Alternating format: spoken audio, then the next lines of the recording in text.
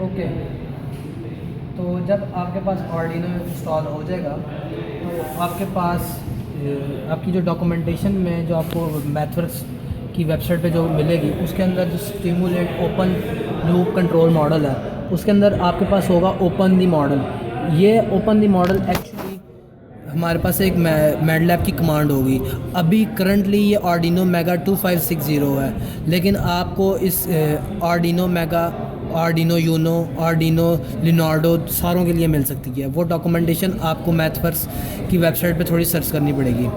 जिसके रिस्पेक्टिव जिस आर्डिनो के रिस्पेक्टिव भी आप अपना प्रोजेक्ट डेवलप कर रहे हैं। हमारे पास पहले से ही हमारे पास डाउनलोड हुई हुई है आर्डिनो यूनो की, ये जैसा कि आप देख सकते हैं, वो भी हमें इसी वेबसाइट पे हमें मिली थी, हाउ टू रन। और इसके लिए अलावा आप जब आप अपना आर्डिनो इंस्टॉल करेंगे मैथवर्क्स की वेबसाइट पे तो उधर आपके पास भी एक विंडो ओपन होगी डॉक्यूमेंटेशन की, उसके अंदर भी आपके पास आर्डिनो यूनो की डॉक्यूमेंटेशन पड़ी होगी। हमने एक्चुअली वहाँ से ही ये डॉक्यूमेंटेशन ली है। अब जब आप डॉक्यूमेंटेशन ओपन कर लेंगे तो इसके अंदर आपके पास उस डॉक्यूमेंटेशन में आपके पास इस जगह पर ओपन दी मॉडल की ऑप्शन होगी, ओपन दी मॉडल की ऑप्शन होगी और ये उसी जगह पर आपको लेकर जाएगा। देखिए जैसा कि आप देख सकते हैं ये मैडलैब की कमांड फिर क्या रहा, Arduino Uno drive underscore loop, जैसा कि मैंने आपको इसकी वेबसाइट भी दिखाई थी। अब जब आपके पास ये डॉक्यूमेंटेशन, जब आपके पास ये मॉडल, ये जो मॉडल आप ये देख रहे हैं, एक्चुअली ये मॉडल आपके पास कुछ इस फॉर्मेट में ओपन होगा।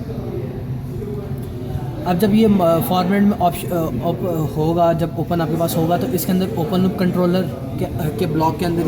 ये चीज़ें, और साथ आपके पास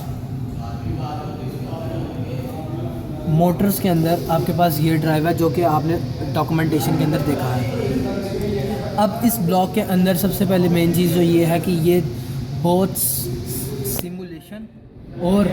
हार्डवेयर दोनों का इकट्ठा कंपैरिजन है इसके अंदर, यानी कि आप सिमुलेट भी कर सकते हैं और इसी मॉडल को अगर आप अपने हार्डवेयर पे डिप्लॉय करना चाहें तो वो भी डिप्लॉय कर सकते हैं। डिप्लॉय करने के लिए आपको इस जगह पर क्लिक करना होगा, अपना आर्डिनो यूनो इस कंप्यूटर के साथ कनेक्ट करके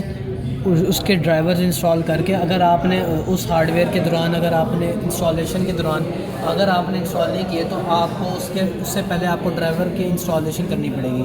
ड्राइवर की इंस्टॉलेशन आपको इसकी अपनी arduino.com पे आपको गूगल कर लें, उसके ऊपर आपको इसके ड्राइवर्स मिल जाएंगे। उसके बाद आपको इस मॉड्यूल को इसके अंदर डिप्लॉय करने के लिए आपको इस डिप्लॉय टू द हार्डवेयर पे क्लिक करना होगा और यहाँ पर इसकी प्रोसेसिंग शुरू हो जाएगी। अगर आप इसको सिमुलेशन करना चाहते हैं तो सिंपली आपको इसके स्कोप पर डबल क्लिक करेंगे तो आपके पास ये ऑप्शन आ जाएगी और इसको रन करेंगे तो आपको ये ग्राफ रन करेगा। थोड़े से टाइम बाद ये ग्राफ आता है तो हम थोड़ा सा इसके लिए वेट कर लेते हैं। हमारे पास ये ग्राफ आ गया। अब इस ग्राफ के अंदर आप देख सकते हैं ये एक हमारे पास डिके की तरफ लाइन है जो हमारे पास दो एक्सिस के ऑलमोस्ट सेंटर में से गुजर रही है, यानी कि ये